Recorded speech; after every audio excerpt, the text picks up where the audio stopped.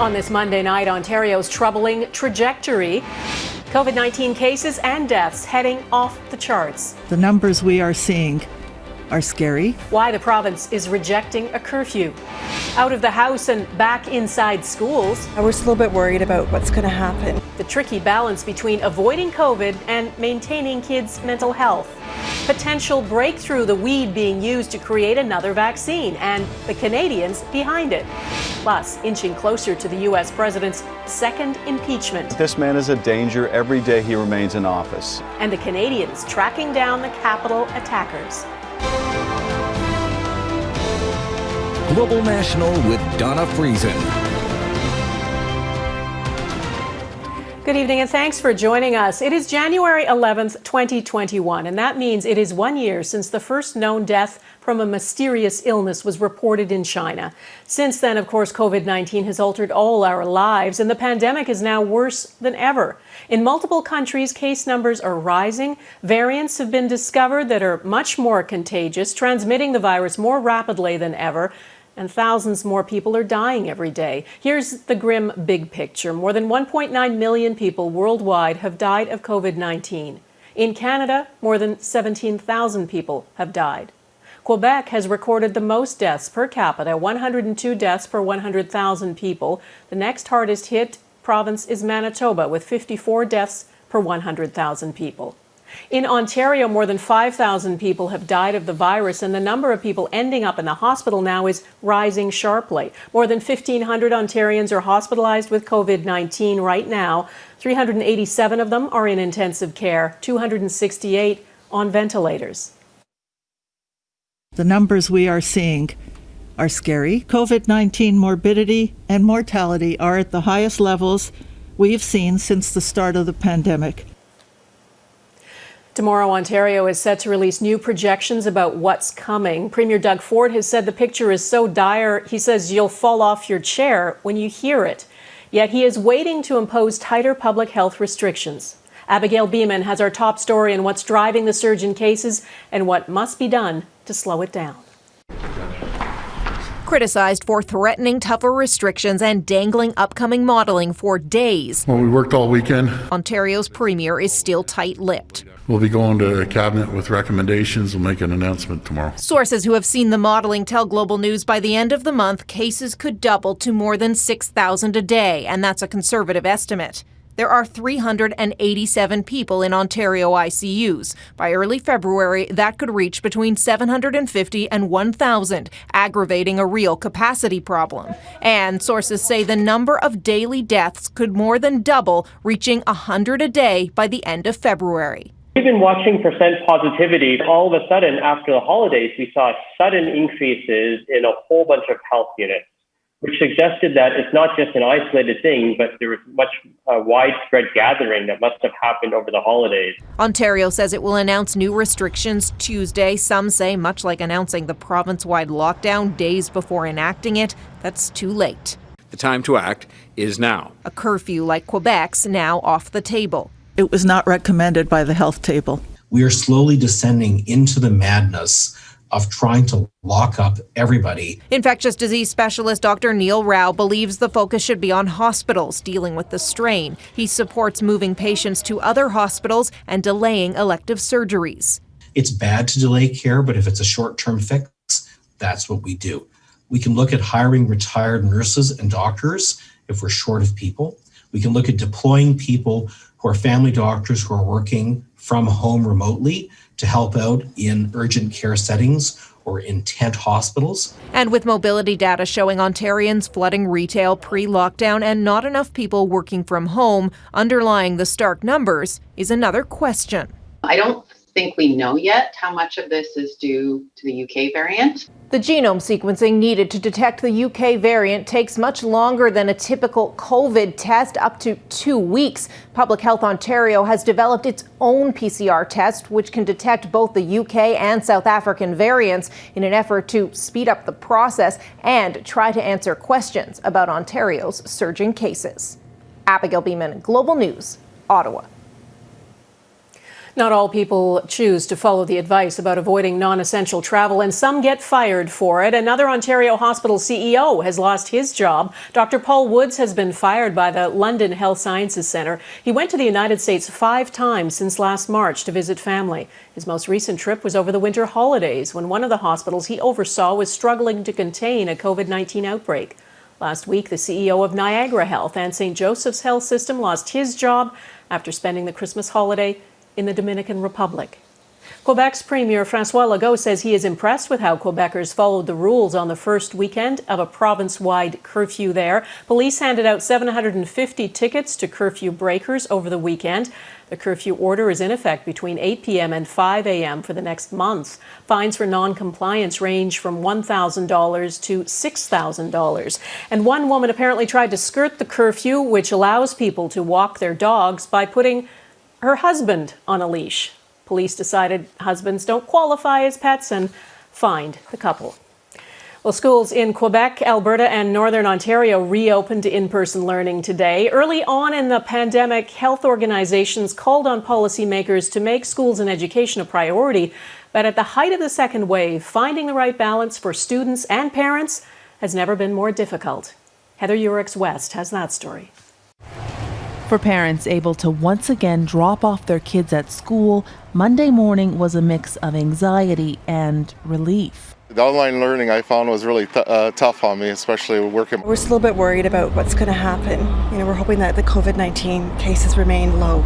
In-person learning has resumed in many parts of Canada, even as COVID-19 levels soar. Schools generally reflect what's happening in the community.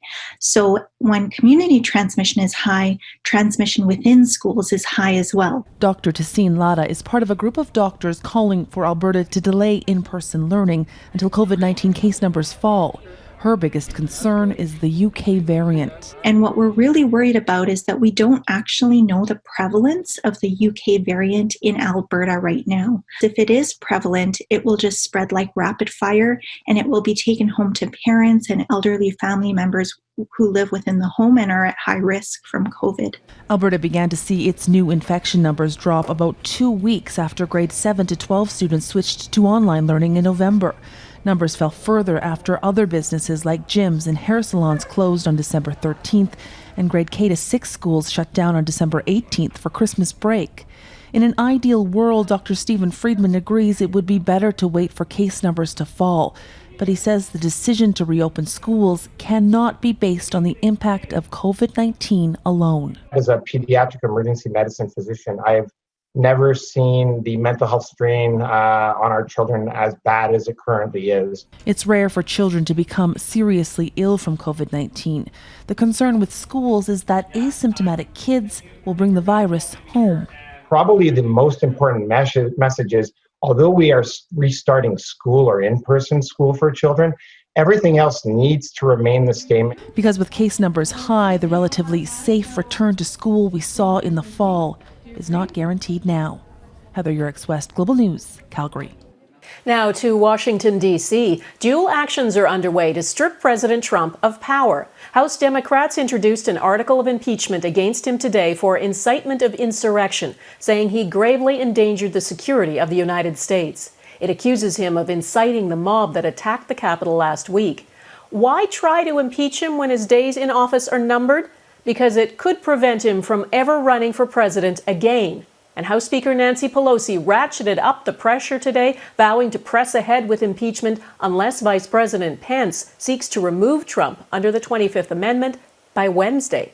Jackson Proskow reports. For what purpose? The push to remove Donald Trump, resolution calling on Vice President Michael R. Pence, led to a formal call for the Vice President to invoke the 25th Amendment to declare President Donald J. Trump incapable of executing the duties of his office. While Democrats introduced a single article of impeachment for incitement of insurrection, which will go to a vote Wednesday if Trump doesn't resign or isn't removed before then. This man is a danger every day he remains in office. 9 days before his term expires, Trump is set to become the first president in history to be impeached twice. My feeling is if we impeach him this week, that it should be immediately transmitted to the Senate, and we should try the case as soon as possible. Even if the Senate doesn't conduct the trial portion of impeachment before Trump leaves office, it may do so under President Joe Biden, an attempt to bar Trump from ever holding public office again. There's growing fear that Trump supporters are emboldened by last week's storming of the Capitol.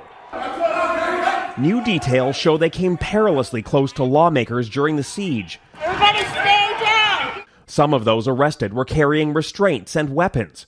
Washington, D.C.'s Attorney General suggested Trump could actually face charges for inciting the violent mob.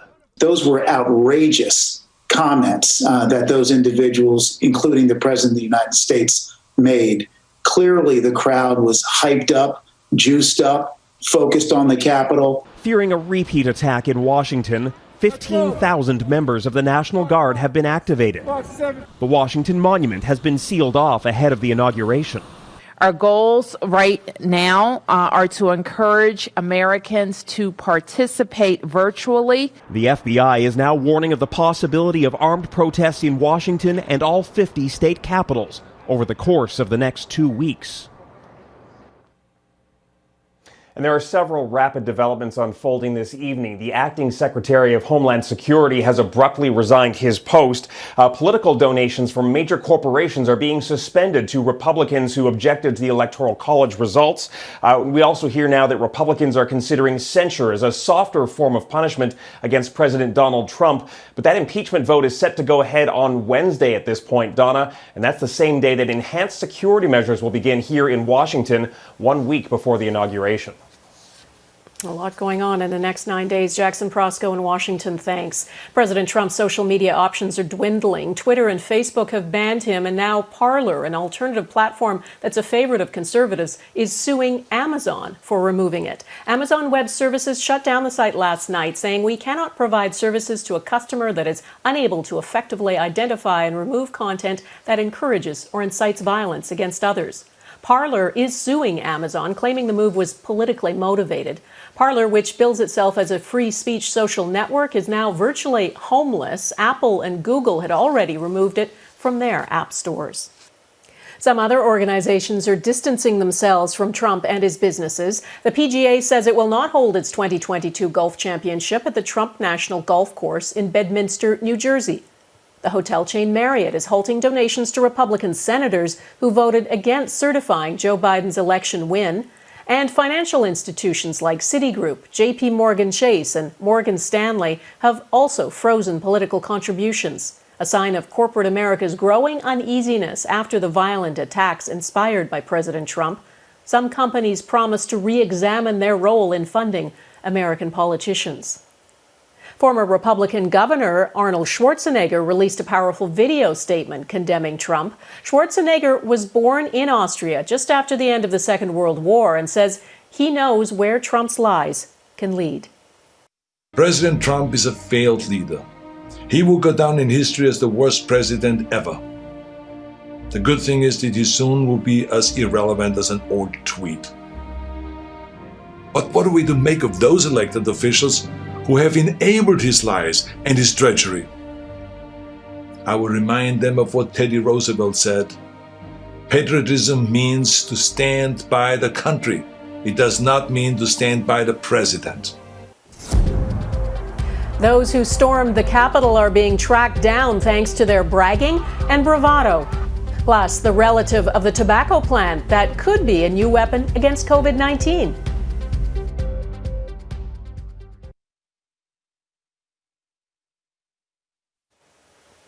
The rollout of vaccines in Canada is slowly ramping up, and there's criticism it's not happening fast enough. Only 2 vaccines are approved for use in Canada, though there are agreements to buy 5 other vaccine candidates still in the approval pipeline. One of them is Canadian. Medicago is a Quebec-based company using new technology. As Carolyn Jarvis explains, it could be a breakthrough for vaccine science. Under the hum of industrial fans, row upon row of a hardy weed grows. It's called Nicotiana benthamiana, a cousin of the tobacco plant, which is key to Quebec-based company Medicago's COVID-19 vaccine candidate.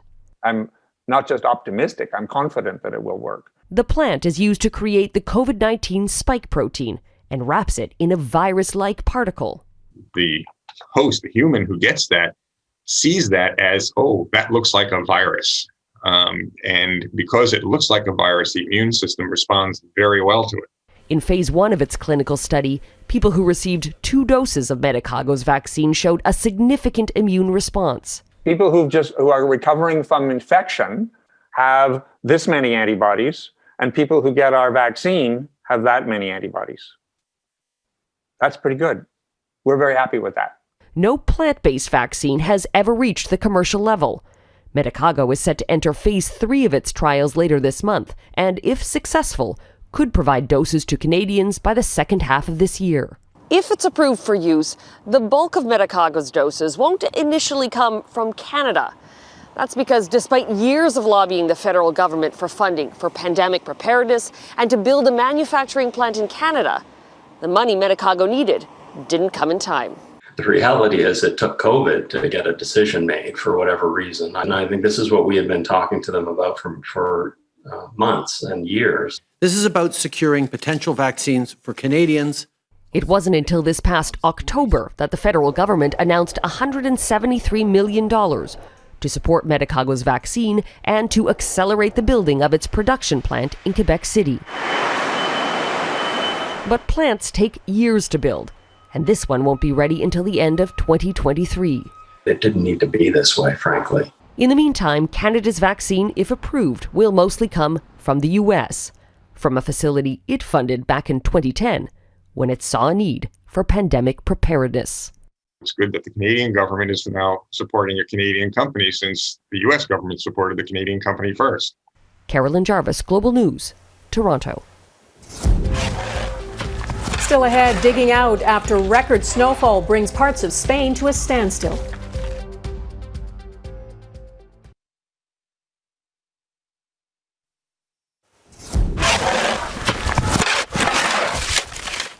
It is all hands on deck in Madrid. People are digging out from a snowfall that smashed a 50-year record in Spain. Members of Spain's military spent the day clearing a highway. Thousands of people were trapped in their cars for 12 hours. The blizzard dumped more than half a meter of snow in some areas. Many healthcare workers had to walk to work.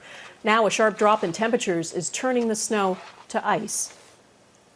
Pope Francis is giving women bigger roles within the Catholic Church, but it is not a precursor to making them priests. The Pope changed the church law to officially allow women to read scripture and serve on the altar as Eucharist ministers during Mass. That's already common practice in many developing countries. Pope Francis is under pressure to allow women to be deacons as well. He created a second commission of experts to study the matter after a first one failed to reach a consensus. But the pontiff reaffirmed that women cannot become priests. Up next, how Canadian social media sleuths are tracking down America's Capitol rioters.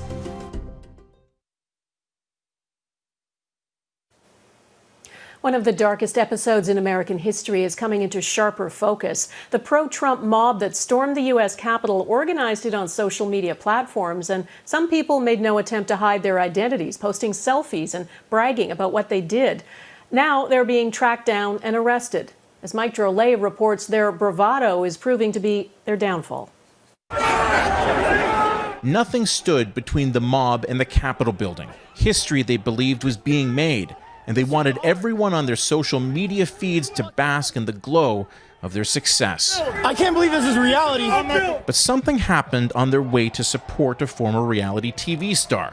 The very medium President Donald Trump used to rise to fame came back to bite them. This isn't a political revolution. It's a social media revolution. It's a technological revolution. It's a revolution for right-minded citizens who've decided that they're going to use technology for good, and they're going to use it to go after those who committed what is basically a very serious crime. By the time the FBI had put out its wanted poster, social media investigators had already begun identifying the most notorious rioters, starting with the guy wearing horns and fur. But others were less known. So Toronto-based Citizen Lab guru John Scott Railton rallied his followers and was able to identify former Air Force pilot Lieutenant Colonel Larry Brock through the very specific patches he wore on his body armor. Another man dressed in paramilitary fatigues proved more difficult to find until the first piece of the puzzle fell into place. The cap Eric Munchell wore was from a small Tennessee-based coffee company. The information was sent to the FBI, and both were arrested over the weekend. It took a few days, but the rioters eventually realized what was happening and began scrubbing their feeds. If Giancarlo Fiorella of the investigative journalism site Bellingcat didn't anticipate that happening, this picture of Nancy Pelosi's unlocked computer might never have been found. So if you see the tweet there, he says, "I am inside Nancy Pelosi's office." Yeah. With the thousands of revolutionaries who have stormed the building. So that tweet is gone. Bellingcat's findings are all open source, so it doesn't need to forward what it uncovers to the authorities. But you can bet the FBI is keeping tabs, because it's making their jobs a little easier. Why did you want to go in? We're storming the Capitol. It's a revolution. Mike Drolet, Global News, Toronto. Thank you. And that is Global National for this Monday. It's hard to find funny things these days, so we're taking the laughs where we can get them. In this case, it's a dad in Ireland who tried to record a happy birthday message for his son. Hello. Hello. That's Vincent McDonald. He couldn't get much past the word hello. What should have taken 20 seconds took over 7 minutes, but it is 7 minutes of pure joy. Hello, David. How are you?